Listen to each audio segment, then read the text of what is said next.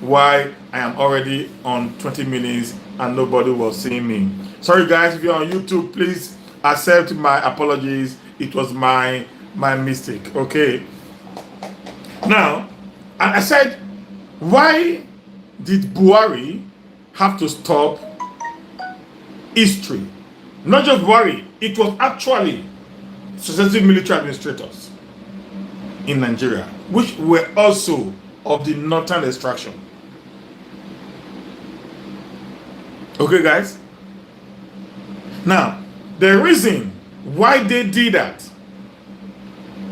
was because they want to stop you from understanding what is happening today. Now, the Igbos of this age now are the one that is, I'm going to say that now, that is echoing the Biafra War of 67 to 70. It's not being taught in school anymore. I remember when I was in secondary school in the late 80s, in the mid 80s, yeah, in the mid 80s, there was a book, a novel we read on the Biafra War called Echoes in the Dark. I don't know if some of you still know that. We were secondary school then, in the early 80s. They called it Echoes in the Dark. A novel we read. Echoes in the Dark. Now that novel actually gives a vivid explanation on not what caused the war, but the civil war itself. What actually transpired in the eastern region of Nigeria during the Nigerian Civil War. And do you know that we used that book for, was supposed to use it for 3 terms? We used that book for only 1 term. It was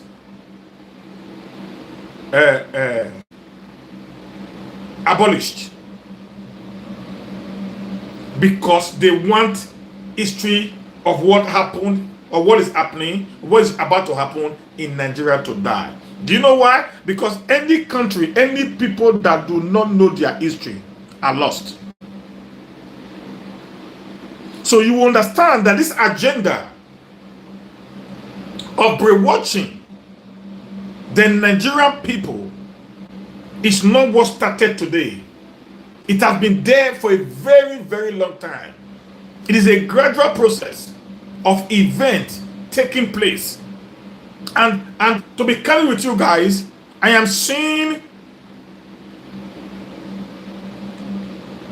what happened in Turkey happening to us as a people. I'm not talking about Christianity or Islamism now. We won't forget about that one. Now, there is a deliberate attempt to make every Nigerian to be ignorant of its root. Even the American states, who have practiced democracy for over 200 years, still teach the American histories in their schools. I remember when I came to this country to study, while we were in school, we were being taught, I repeat, we were being taught the Swedish history. They make it mandatory for us to know the history of the Scandinavians, the history of the Vikings, and the history of the Swedish land.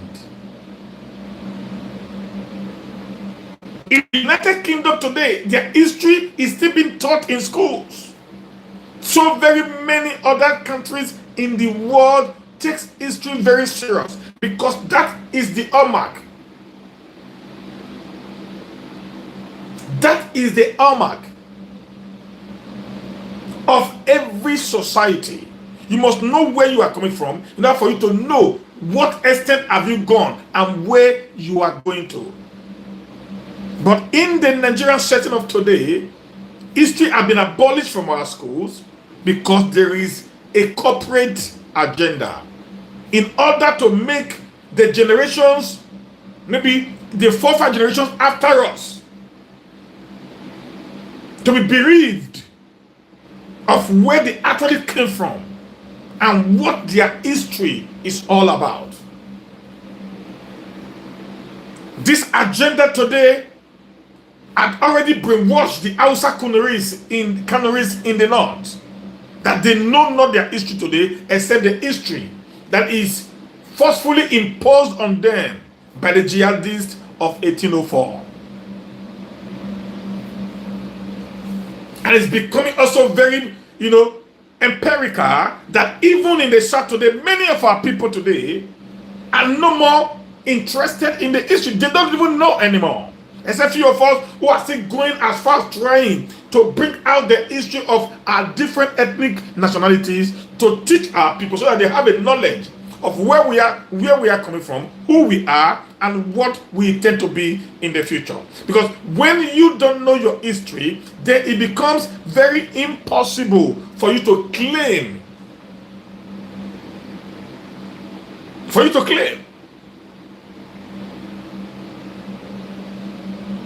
An identity. So what they're going to do is to wipe away your identity and make you to be a nobody.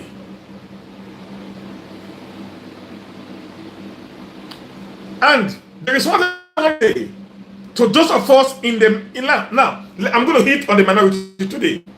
Why I go through what I'm going to say, put 1 or 2 things to hit on the minority. Now, the minority today are actually the people who are the minority, yet they are claiming to be so much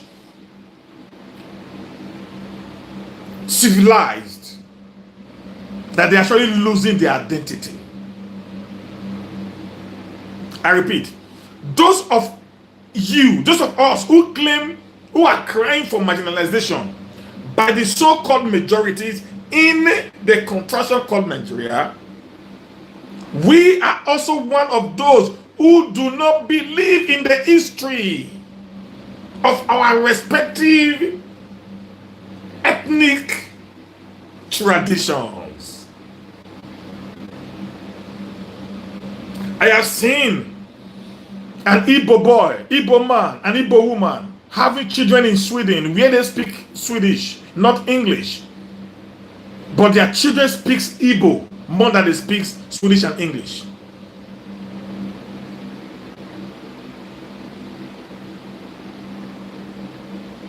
Good morning, mommy. Good morning, ma. Okay? They speak Igbo more than they speak Swedish. I have seen a Yoruba family here in Sweden that their children speak Yoruba at home as their lingua franca when they are in the house.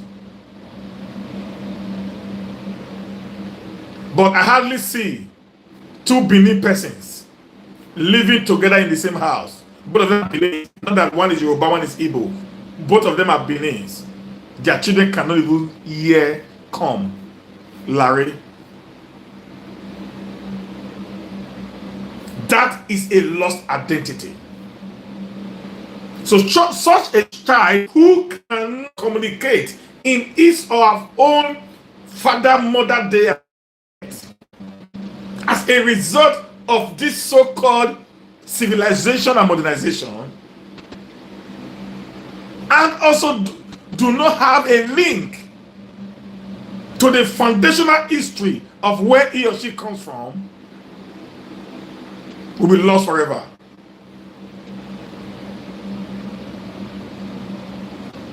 Will be completely lost forever. Will be completely lost forever. So when they took history away, this is the plan. When they took the language of the North away from them, they stripped them of their identity. That's why today, every name you see in the North is either Muhammad, Ahmed, Usman, Yariya, whatever, which are Arabic names. I'm not against that. I'm not against that at all. Okay? But their own indigenous identity was stripped of them completely.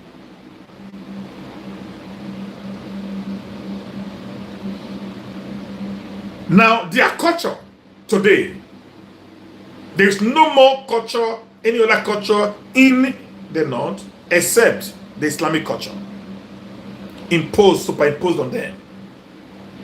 Nothing is wrong with that. We have the same thing in the south. But the difference between the north and the south is in the south, we still remember our identity, where we are coming from. Thought is to make sure that the 4 generations after us today do not know their root, their foundation, their ancestral history anymore.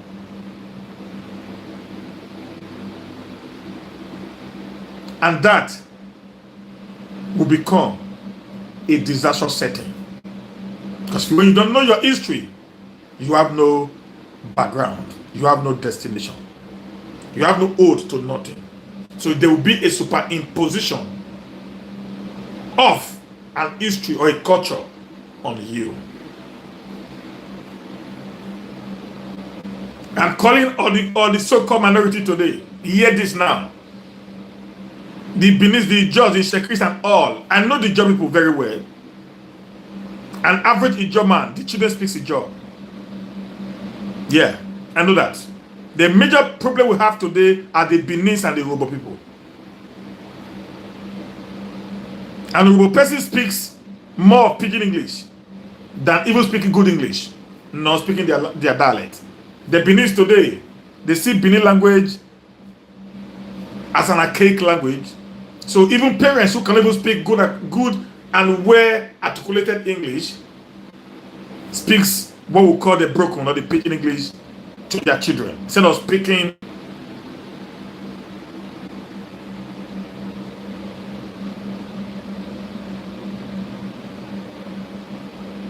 because do you know what? When this whole thing set up, when they wipe some certain age limit, what they are doing today, from the scene, then you have no identity, you don't even know who you are.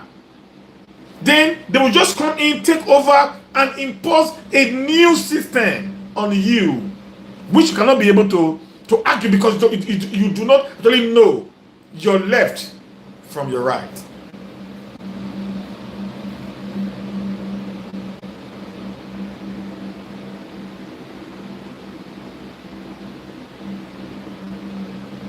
So that is what they see in everywhere.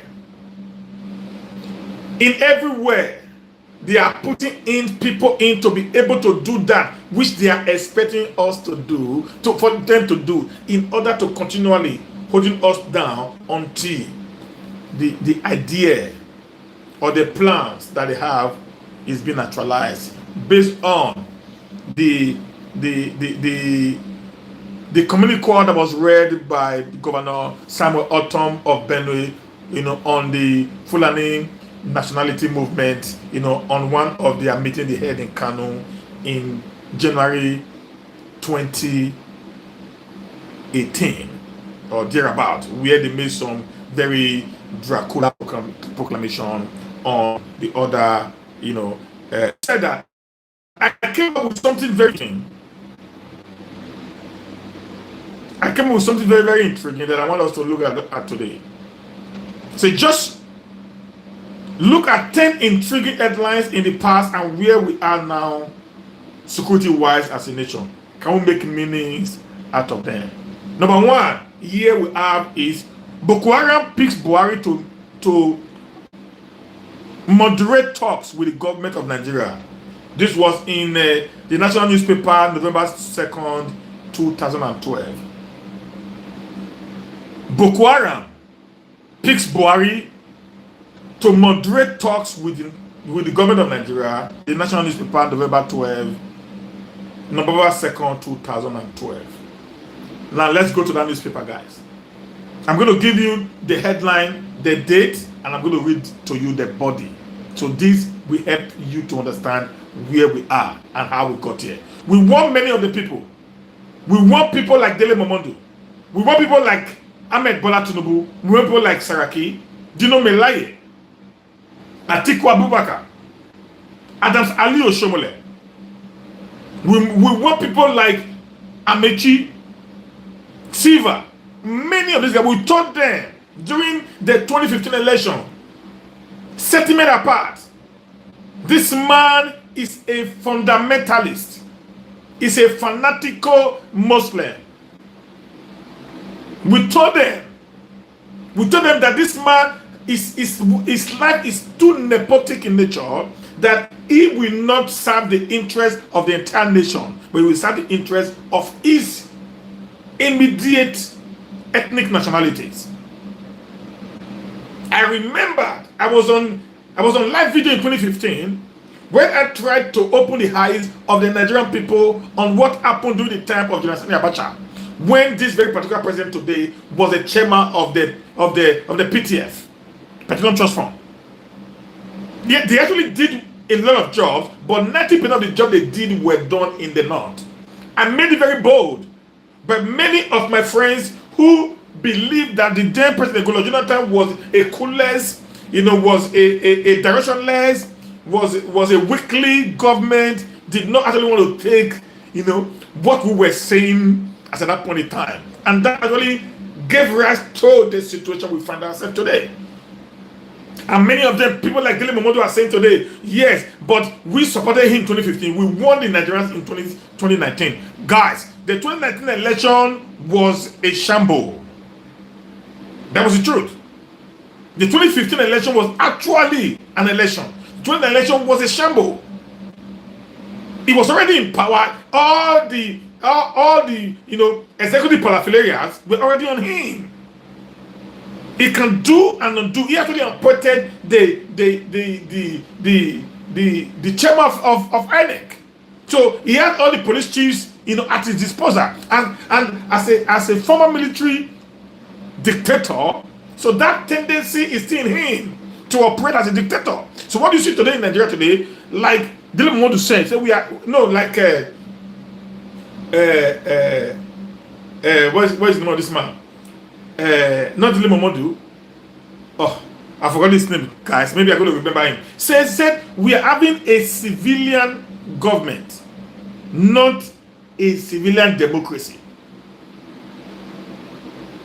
So you can have a civilian government in dictatorship, but you cannot have a democratic government in dictatorship.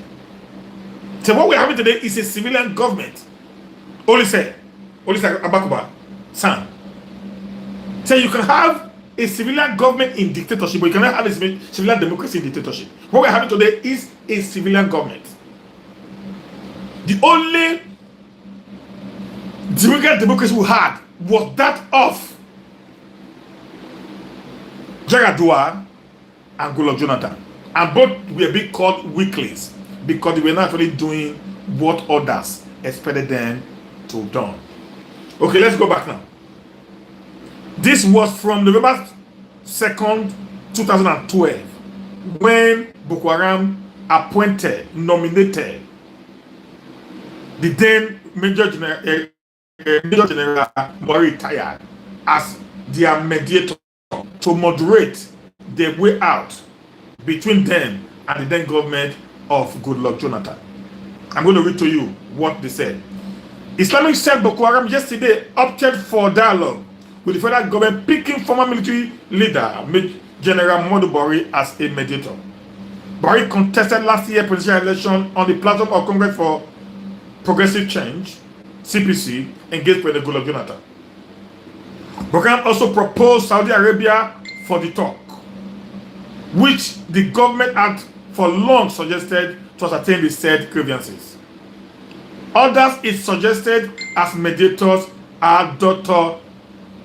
Shatima Ali Moguno, Senator Buka Abba Ibrahim, Ambassador Gaji Gatimari, Mrs. Aisha Akali Wakli, and her husband Akali Wakli.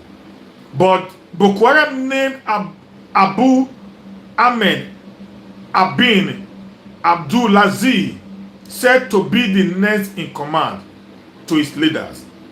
Abubakar Shakau as leader of the team to the talks. He will be joined by Abu Abbas, Sheikh Ibrahim Yusuf, Sheikh Sani, Kantagora, and the detained Mamano. Ibn Abdulaziz, who spoke in a teleconference with reporter in Maiduguri, Borno State, also called for the arrest of former governor Aliu Modu Sharif, but gave no reasons for the demand. He also asked for the compensation of families of killed Boko Haram members and the release of those in detention. In a swift reaction, the presidency welcomed Boko Haram change in position, reiterating its commitment to peace and justice. Statement last night by the presidential spokesman Ruben Abati read, "Yes, I have seen the story in which Boko Haram is reportedly declaring a ceasefire and the opening of dialogue. I think it is important to reinstate the position of government in this matter. The federal government is committed to peace and security for the benefit of all Nigerians. If what the proposed ceasefire is intended to achieve are the objective of peace and security, then it is a welcome development. Don't forget that President Jonathan had made it clear that if the people behind Boko Haram are ready to come forward and talk their grievances, the government will be willing to listen to their grievances.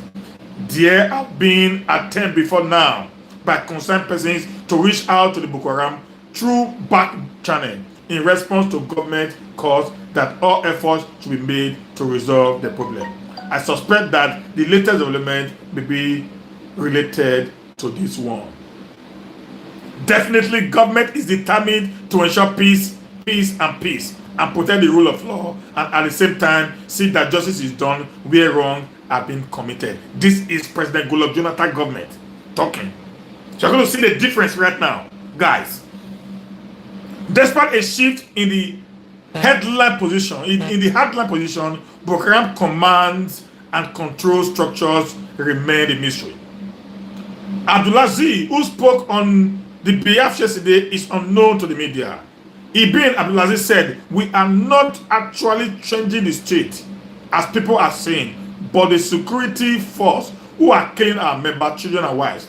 We are highly offended if this government is sincere. Everything, the attack will come to an end. We want to dialogue, but government must show sincerity in its handling of the situation." The call came through the channel that Boko Haram usually communicate with reporters, but not from its spokesman who used the norm,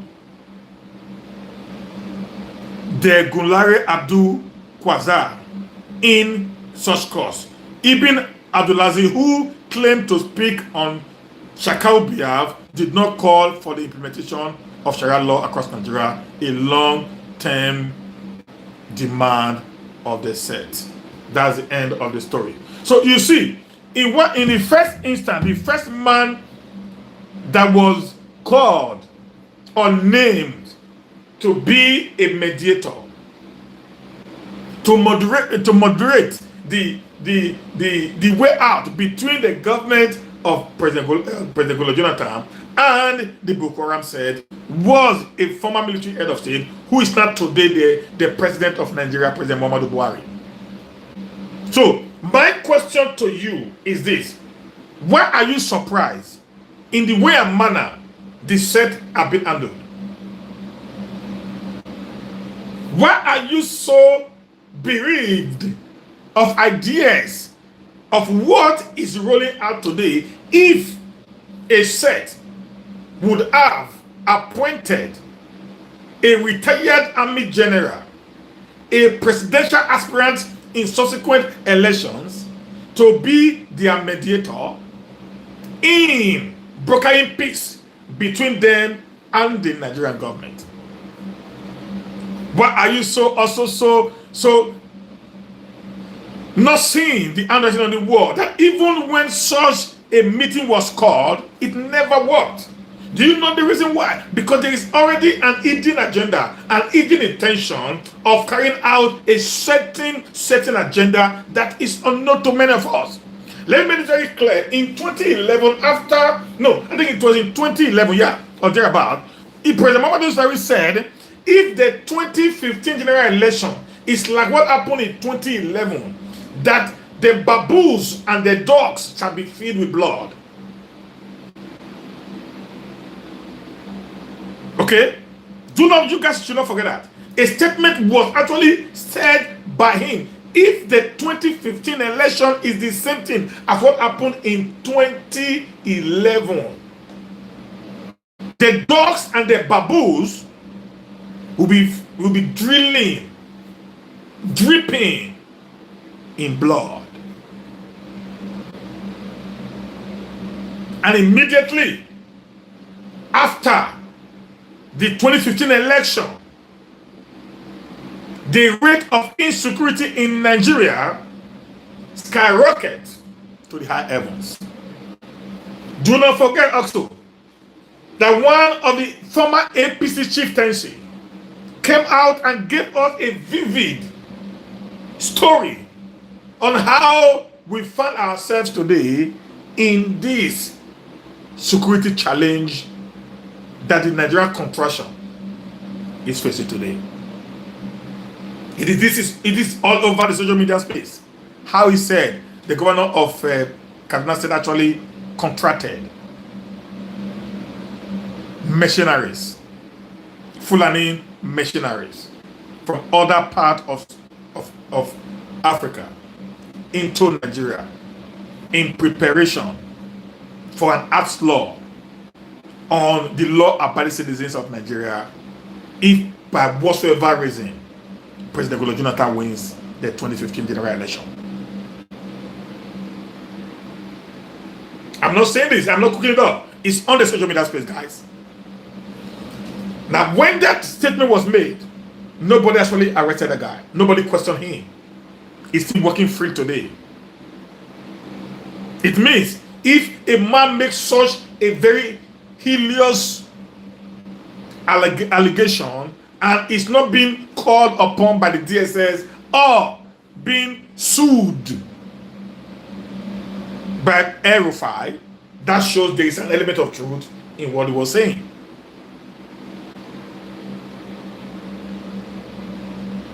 So, the statement made by Buhari and the event of the confession made by this former APC chieftaincy, there's a correlation in it. And for the set to have made Buhari where we are, why Buhari is actually drawing his legs in taking actions against his people. Number two, stop killing Boko Haram members, Buhari tells FG. Stop killing Boko Haram members, Buhari tells federal government. This was on Point Blank News, June 2nd, 2013. This very particular news was actually on Point Blank News, June 2nd, 2013. Please, guys, share this video if you are coming in. Give us some likes as we continue. Thank you, guys. Now, stop killing Boko Haram members, Buhari tells federal government. This was on 2nd June 2013. The former head of state and chieftaincy of the Congress for Progressive Change, CPC, Major General Muhammadu Buhari, has asked the federal government to stop the crackdown of Boko Haram insurgents, saying Niger Delta militants were never killed or property belonging to them destroyed. Buhari, who spoke on Sunday on a Liberty radio program, Guest of the Week monitored, said, accused the government of killing and destroying houses belonging to the Boko Haram members, while the Niger Delta militants get special treatments. The former dictator said, unlike the special treatment given to the Niger Delta militant by the federal government, the Boko Haram members were being killed and the houses demolished by government.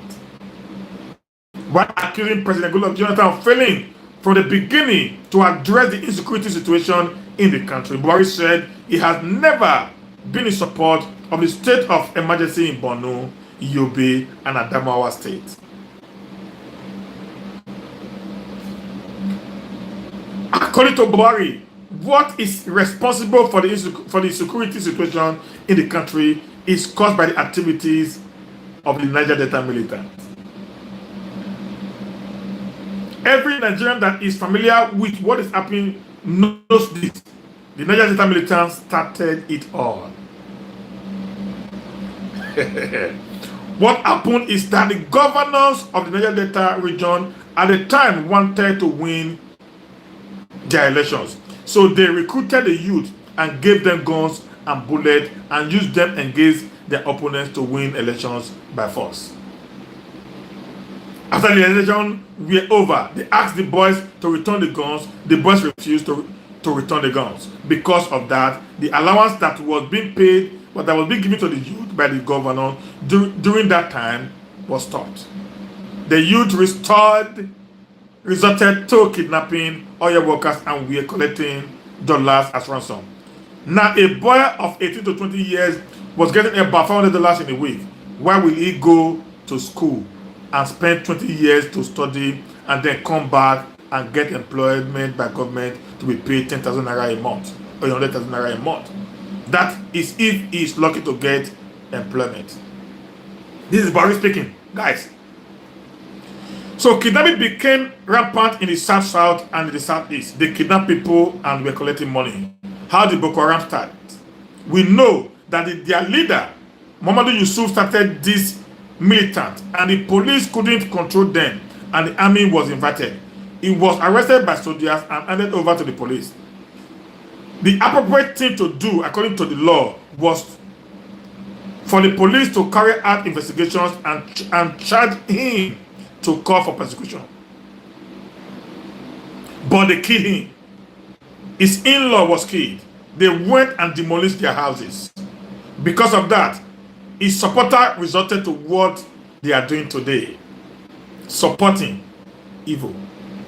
You see, in the case of the Niger Delta militants, the late President Muhammadu Buhari, the late President Umaru Musa Yar'Adua sent an aeroplane to bring them. He sat down with them and discussed with them. They were cajoled and they were given money and granted amnesty. They were trained in some skills and were given employment, but the ones in the north were being killed and the houses being demolished.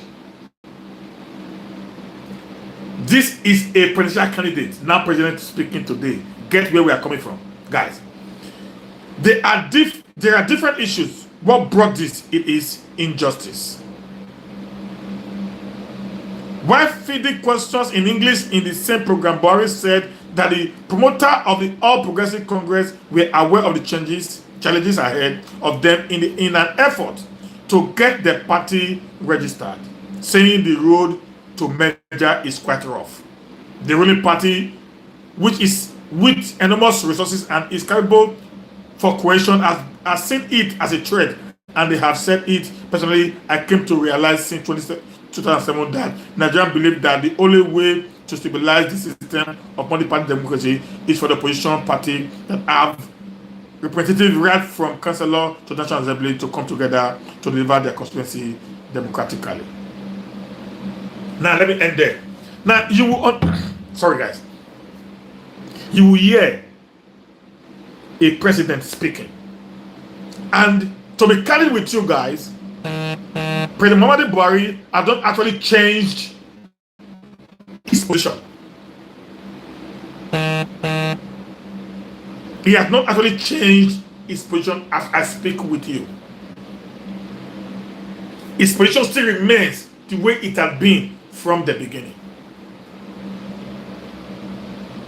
And if you also watch every Northerner speaking, they speak in this manner in this government. There have been no time that issues that is related to the North is being said that these people will address the issue squarely. What they will do is to try to mingle other part of Nigeria into, and let me say here, like I've said several times, there was difference between the Nigerian militants and the Boko Haram sect. We have asked the Boko Haram sect to tell us what are they actually agitating for. Musa Yar'Adua was able to hand over amnesty to the Nigerian militant because they have grievances with the federal government, which is the underdevelopment of their state or their region, where 95% of the resources being used to take care of the Nigerian state was being exploited. So they felt that they were living in abject poverty in the midst of plenty. So they went into agitation to see if they can be able to draw the attention of the government towards them. In the first news that I read, you saw when President Jonathan government was actually ready to go into dialogue with the Boko Haram sect if the need arises. So a man that had this kind of mindset, how do you think he will change the mindset as an old age? There's another that says a leopard never changes his color. You can only straighten a fish when it is not yet smoked or dried. A dried fish can never be straightened. It will break off. This was 2013, just 2 years before the general election of Nigeria. Okay, guys. Number 3, Buhari thwarted crackdown on Boko Haram members. This is November 2nd, 2020, on the nations. Buhari thwarted crackdown of Boko Haram members. November 2nd, 2013. Okay. Number 4, because of time now. Number 4, military offensive against Boko Haram anti-North. Buhari. This was on All African News, June 3rd, 2013. Military offensive against Boko Haram is anti-North, Buhari said. This was from All African News on June 3rd, 2013. So how do you guys expect him now as the president to kill his people? It's simple. This is a statement made. Let me read that to you. This is a statement made by the then presidential aspirant.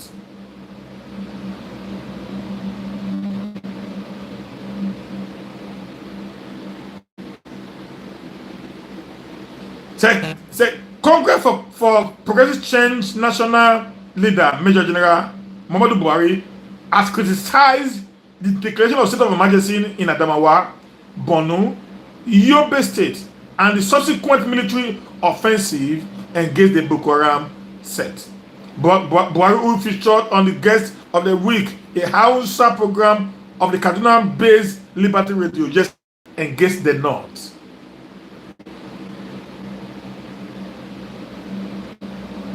Okay, so that you see that. That's it. This was the position of President Muhammadu Buhari in 2013.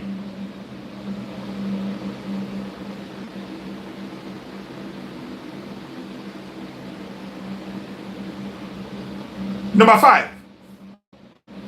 How Buhari stopped us from fighting Boko Haram sect. South African mercenaries. November 26, 2018. This was on Guardian newspaper. How Buhari stopped us from fighting Boko Haram sect. South African mercenaries. The Guardian newspaper, November 26, 2018. Let's see what it says, guys. Said the founder of the specialized task, training, equipment, and protection, Ihiben Balo, has revealed how President Muhammadu Buhari stopped them from carrying on fighting Boko Haram terrorists in Nigeria in 2015. In a Facebook post, Balo said their proposal was antagonized and politicized by Buhari and his team even before they assumed office. So you hear that now? So don't be surprised over what you've seen today, guys. Don't be surprised over what you've seen today. It's already there. I'm just trying to put all these things before you so you understand where we are going to as a people.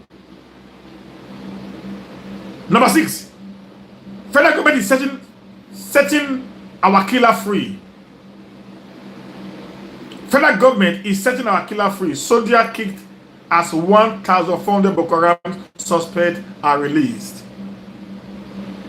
Federal government is setting our killers free. Soldier kicked as 1,400 Boko Haram suspects are released. This is the cable, February 11, 2020. The cable, February 11, 2020. Federal government is setting our killers free. Soldier kicked as 1,400 Boko Haram suspects are released. Some soldiers at the war front in the northeast have expressed disappointment over the release of 1,400 repentant Boko Haram suspects.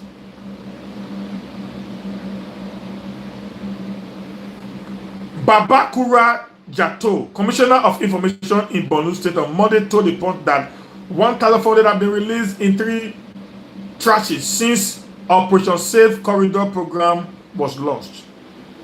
Operation Safe Corridor program is an initiative for the de-radicalization and rehabilitation of ex-Boko Haram suspects. Jatta said the majority of them are cleared suspects. These were people who were suspect of being members of Boko Haram, and it was discovered that they were not, he said. The rest are children of Boko Haram or actual Boko Haram members. I cannot give you a breakdown of the figures now for security reasons. He also said he was aware of the allegation that some of these released had gone back to terrorism, but he added that some of them claim were speculations.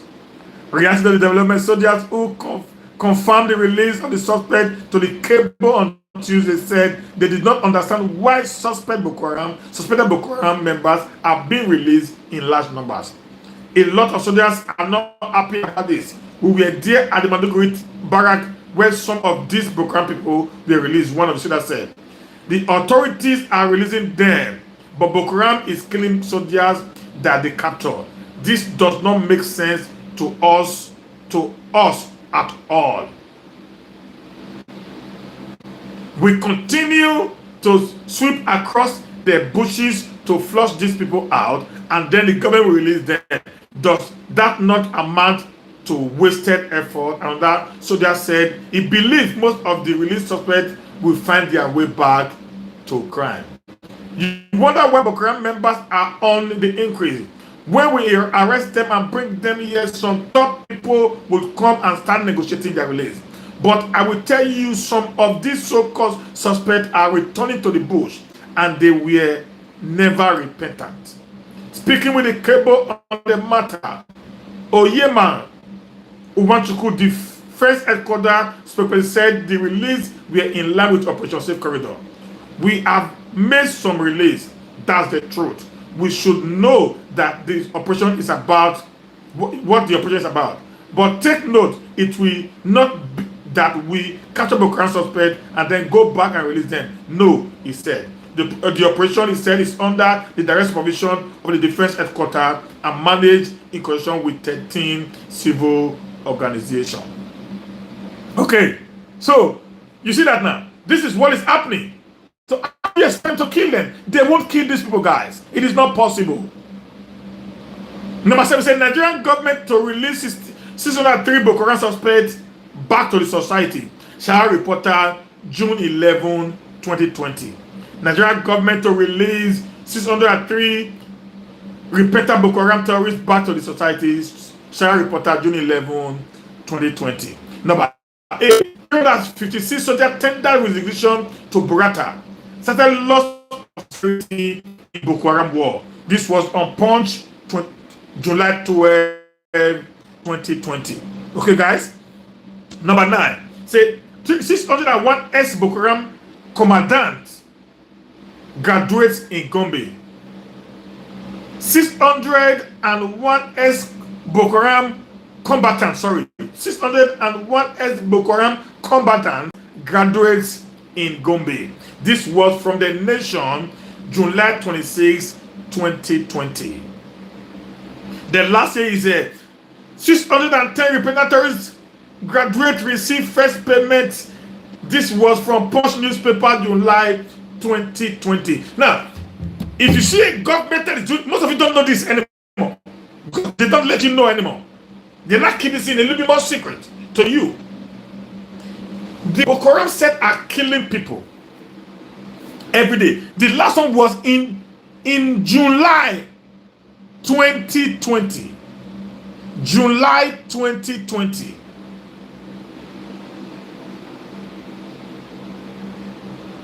July 2020. They still released 601 Boko Haram repentant set into the society. Why do you think there's an increase in kidnapping, in banditry, in herders farmer clashes, as you guys name them to be? This group of people might be the people that were released. Instead of them going back to the Boko Haram, they decided to take another dimension of making quick money out of the government of Nigeria.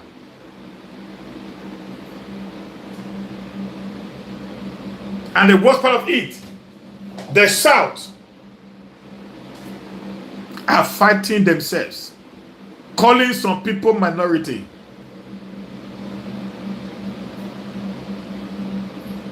Creating ember of division, where their forests, their bushes, their farmlands are being taken over by this repentant set who turned S-men, who turned bandits, wreaking havoc on our women, our mothers, and our aged parents and children in our villages.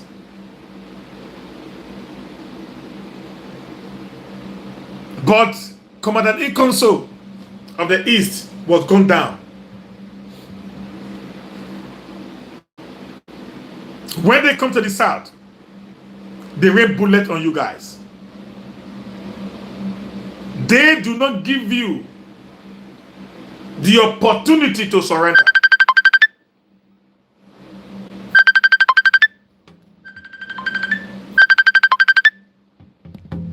They do not give you the opportunity to surrender.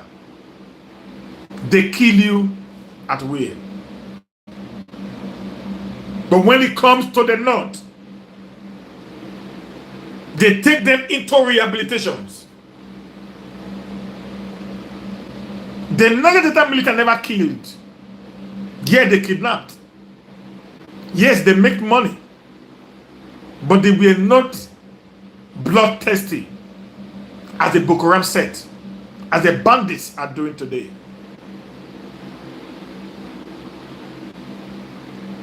But yet, the bandits, the Boko Harams, the elders are being treated with a lot of privileges.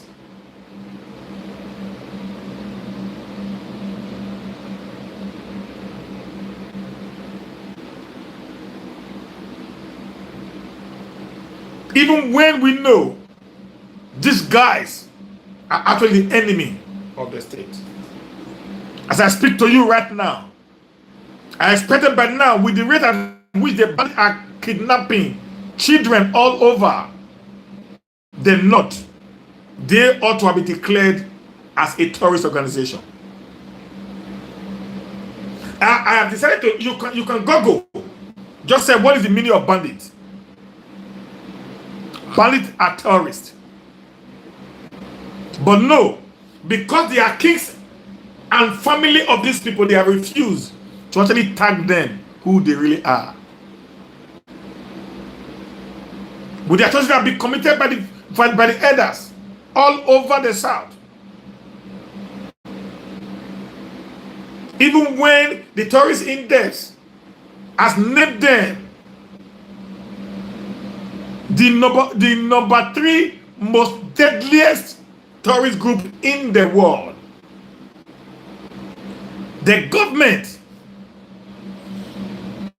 of the day have refused to acknowledge that these people are terrorist organization. But they were quick in proscribing a man that just talk for 10 hours. And his organization at the IPOB as a terrorist organization. This same group of people are also already working tooth and nail in arresting Sunday Igboho of the Oduduwa nation. They are looking for anything or everything they can use to nail him or to call him a terrorist so they can arrest him. They've gone to his house on several occasions on the highway to pick him up. But they have not been able to arrest anyone from the other device. They were able to locate the location of the ESN Vice President Commandant in Council very fast and quick.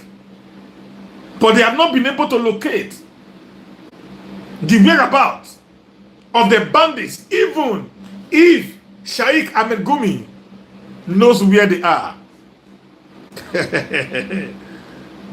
They've not been able to locate, even when pictures are being taken in the location where they find themselves.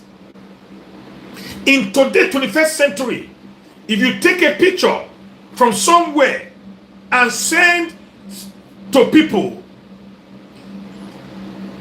with some level of technology, they will be able to actually decode where that picture was taken from. In present day technology, when it comes to the South, they are quick in sending their military to raid our villages with bullets from the sky. Anytime there is a clash between the Southern youth and the Nigerian military. It happened in Akwa Ibom. It happened in Benue. But there is a video that was on circulation all over the social media space where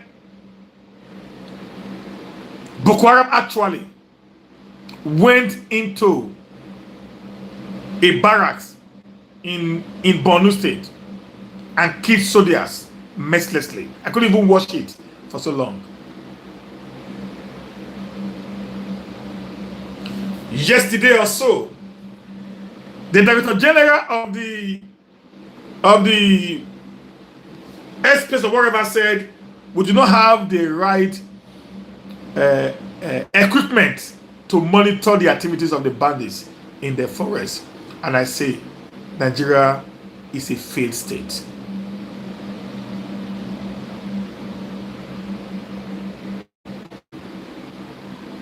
I'm very sure if Shaikh Ahmed Gumi was from the south, he would have been picked up by the DSS right now.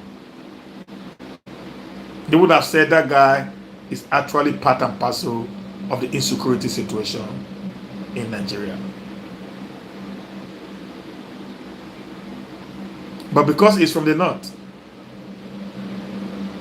whatever he does is inconsequential.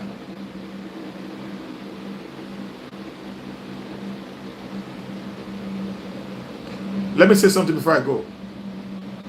I want to speak directly to the certain elites, the political elites, the religious leaders and traditional leaders.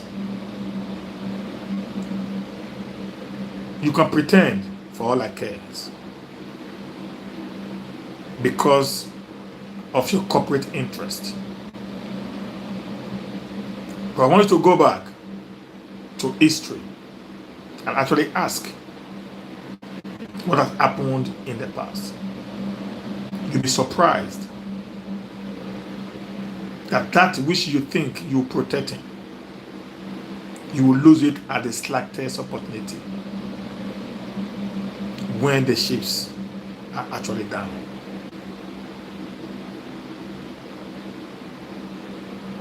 Your political calculation might not work for a very long time. Just like what is happening in the East today.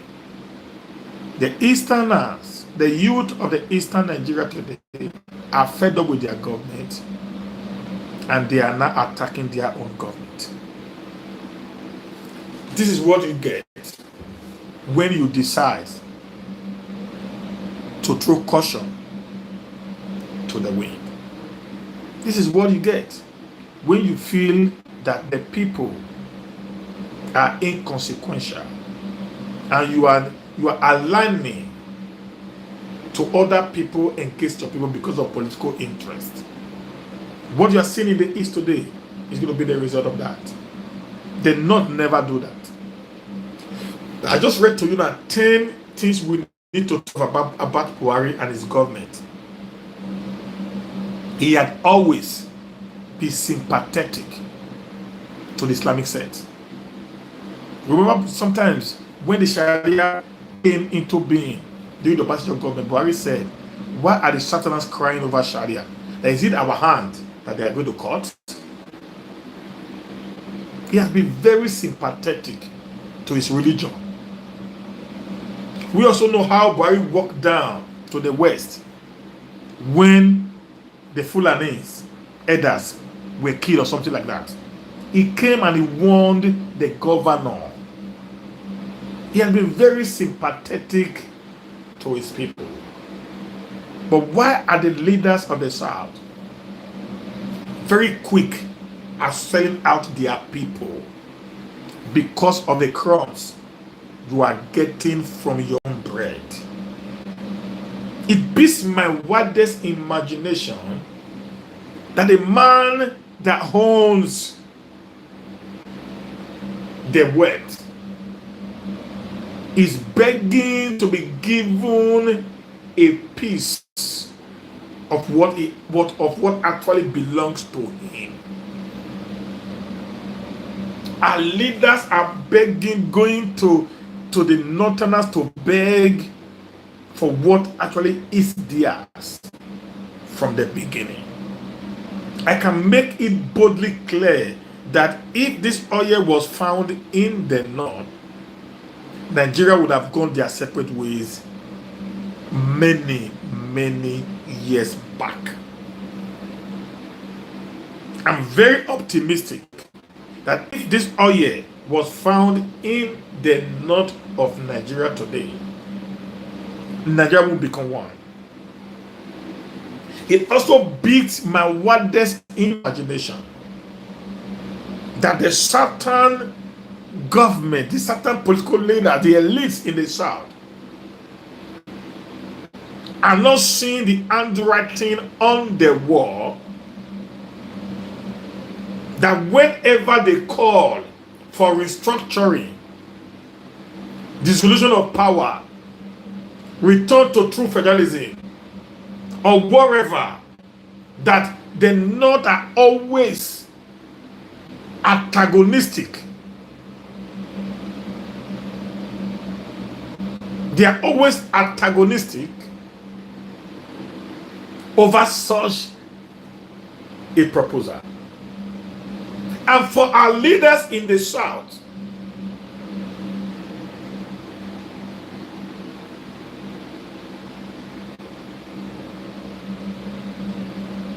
for them to say, okay, come on guys, why are these people always engaged what will bring peace, unity, equity, fairness to the Nigerian state? Why are they always against it?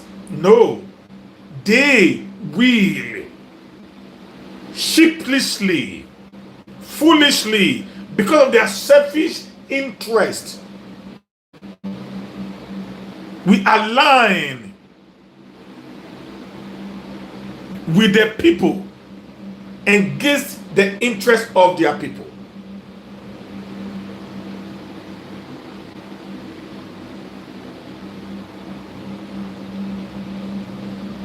I don't know who we are trying to please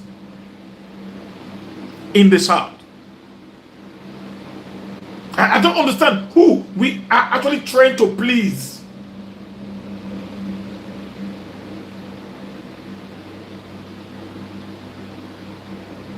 I'm still trying to think, who are they pleasing? These people do not actually care about you guys. They care about their people. They care about what they think is workable for them. They do not care about what you think.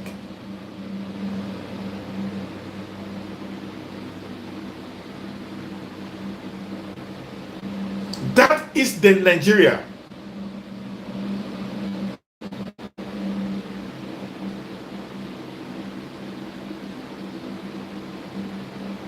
we are today. Ahmed Bola Tinubu, Amechi, Oshomole, Dave Umahi, Uzodima, Obiano, Ben Obaseki, Sheyi Akeledolu, and all others I cannot, Ifeanyi and all the others I cannot remember their names right now. Wike and Co. It is high time you guys actually wake up. Wake up right now, or what you fear most might happen to you. When the chips are down, protected cannot be guaranteed protection. We all know what happened to the strong man of Libya, Muammar Gaddafi. Nobody ever believed that there will be an uprising against Gaddafi and succeed because of the kind of power, enormous power that he displayed in Libya. And when the people decide to say our lives are now useless to us, just like what is happening in the East today, the youth are doing things that is even scaring to some of us right now. We are scared. At the dimension they are going, government going into a military setting, open fire and set the entire place ablaze. It's a show that they are fed up. Their lives worth nothing to them. They are ready to lay down their lives for them to get the freedom that they want. That is scary. When a man says, my life was nothing, then you need to think, look at that man's eyeball to eyeball and find out a better solution to the problem. That's the level we are going right now in the contraction, particularly in the South, where our leaders have failed us woefully.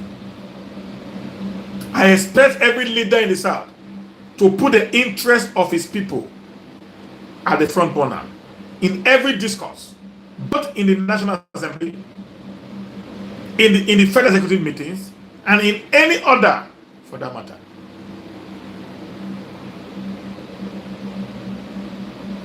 And I expect also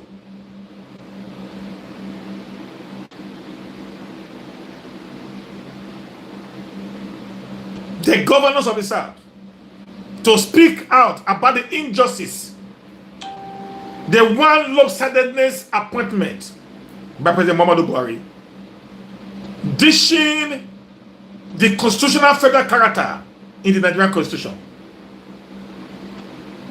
Do you know why they don't speak? Because our government are so lazy. The shutdown governors are very, very lazy set of governors.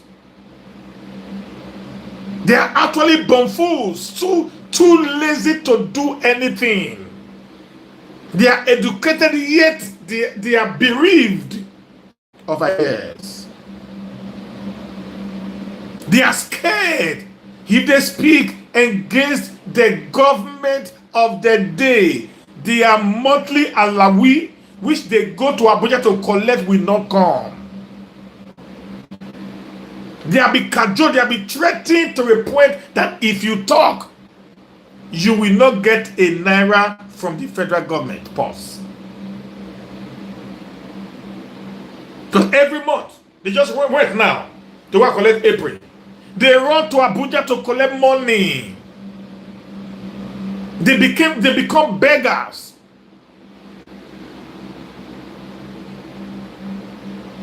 Your part of the country is still safe. You have everything within your reach. No, to fight for your independence internally in a true federalized system.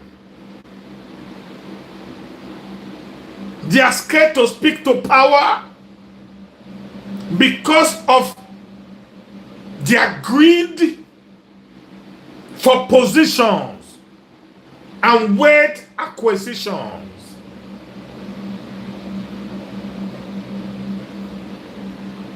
Look at what Uzodimma is doing around, diminishing his people in order to make a name.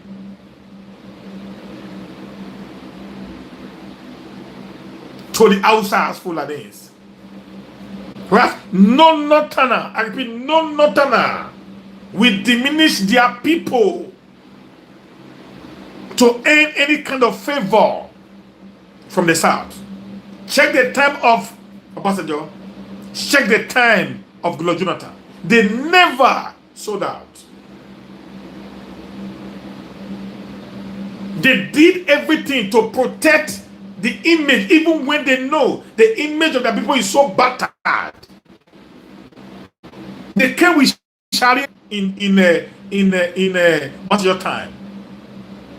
Yes. So what you saw in Goodluck Jonathan regime was actually a spillover. That's why I said this whole plan you see today is already a planned work from a very long time till now. They're opening each one space at the other. They wake up one night. The San Francisco governor wake up one night and decided to impose Sharia on the people. Governor Yerima. Even when the constitution of Nigeria changed that Nigeria is a secular state, they never listened. Within few months, the entire 19 states in the north was whitewashed with Sharia law.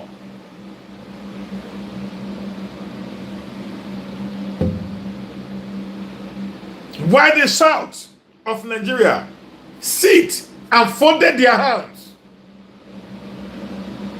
it actually stopped what was happening. Listen, they saw whether the president, Goodluck Jonathan, you're a very good man, we know, but you also play the same political foolishness. You give the North the best of everything. You tie their roads. You build schools for their marginaries. You give them university upon universities. You left your own state undeveloped. Even the road to your house was not tied. Yet, when the time came, they aligned behind their own. They refused to see you. They refused to see the good you've done for them. They're only concerned about their own, taking over the reign of government in Nigeria. Do not forget, Sokoto says, we are born to rule. That was the motto of the Sokoto plate before the government had to change it under Obasanjo. So the mentality is there. They are born to rule over us. So they are ready to defend their own, even when their own is wrong. Today, go to the social media space and read comments about Buhari from the north. It is always positive, even when they are in the center of the theater of war. Go read comment about Sheikh Dr. Isa Ibrahim Fatima. It is always positive when they know the instigation, the fanatic radicalization, of the preaching of this very guy, Patami, had brought, the north to where they are today. They don't give a hoot.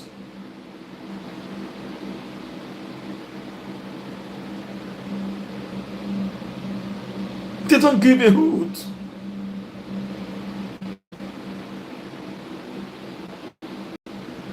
But the South are quick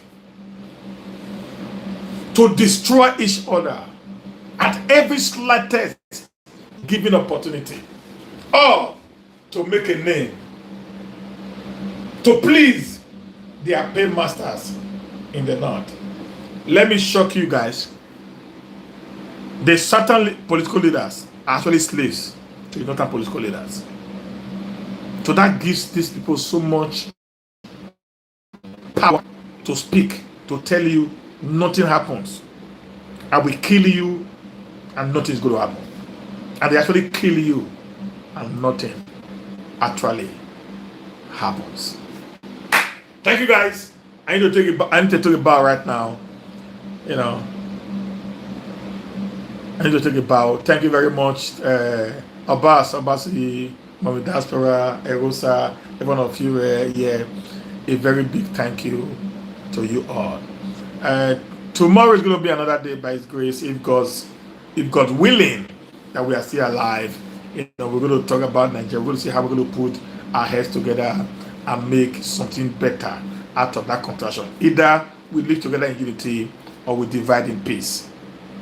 That's my motto now. Either we live together in unity or we divide in peace. But the first is the southern Nigeria must come together. Must come together. Must come together. Our leaders must call our youth that are grieved to a round table talk.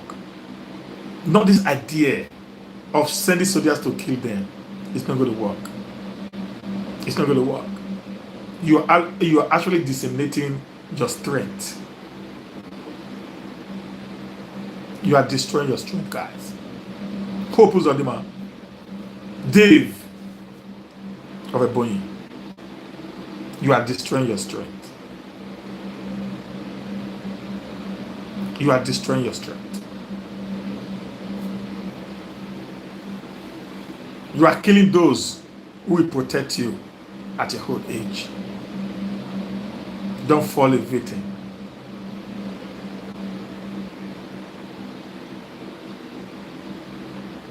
Don't fall a victim of the plans of these people. They will use you to destroy your home. And when you become vulnerable, they will attack. Then there will be no console. There will be no IPOB. There will be no Nnamdi Kanu. There will be no Sunday Igboho. There will be no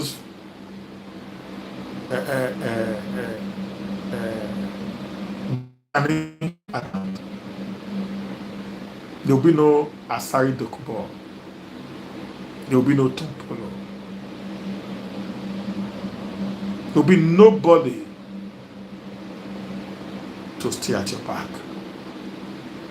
They will come like a wounded lion and devour you, because no protector is already there to protect you. This time, our leaders begin to think so that we can be able to get prepared in case things gone the way we never expect. I want to call on the security apparatus who are also from the Satan structure. Guys, let's protect the integrity of the nation called Nigeria as of today. Nevertheless, let's also defend our own, just like the North are doing. I don't say kill the Northerners. No. When we know the reason why we are killing our people is not actually enough to kill them, let's make a restraint. Just what the Northerners are doing. Let's save our people. Let's protect our youth.